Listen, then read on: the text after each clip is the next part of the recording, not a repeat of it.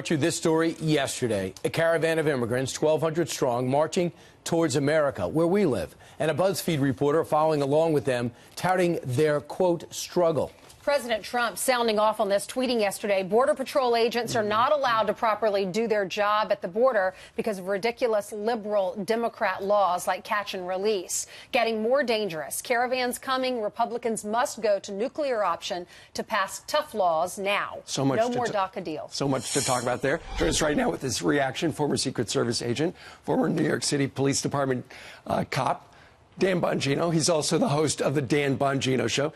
Dan, please excuse my voice. It's a little scratchy after a couple of nights of yelling at the television.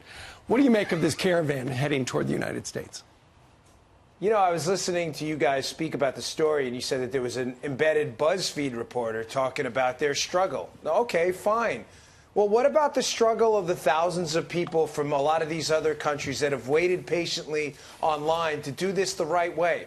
What about that struggle? This is what always bothers me about the liberal approach to immigration. They talk about it as if there's not a consequence for other people, Steve. There is. One, there's a consequence for us, Americans who have to finance this chaos. This isn't immigration policy. This is chaos. And secondly, for people who come to the country patiently and legally, and they do it the right way. You can't have a country without borders. It's just a landmass without the borders. Yeah, I think that's absolutely true. So the president sees what could happen to him, which happened to President Obama. Next thing you know, he's got a surge at the border. He doesn't know why. He's got to send Joe Biden down south to try to get these people to take their people back. But a lot of them end up staying here and getting absorbed into society. They end up in schools on Long Island, some of which are MS-13, as we know. We don't know. We have big hearts, but we also have a responsibility for the country and for those other people online. So in the big picture, did the president help or hurt himself by tweeting over the weekend?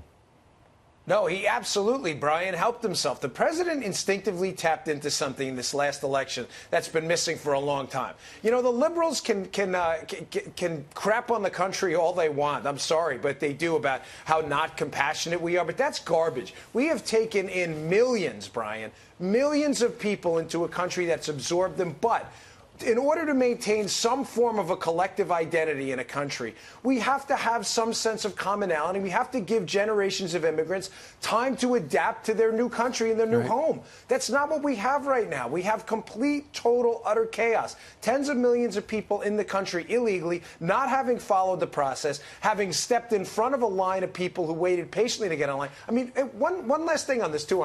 Think about how crazy our immigration policy is now. We have the governor of California, Moonbeam Brown, who will not, and his attorney general, who will not discount arresting the Orange County sheriff for enforcing immigration law, while simultaneously pardoning 5 people for illegal immigration crimes or to help them avoid deportation. It's crazy. Yeah. Well, the president is hoping that the Republicans will take that nuclear option so they can pass a tougher immigration plan before that caravan gets to the border. Will that happen? Who knows? Don't know if they have enough votes. Right? Should.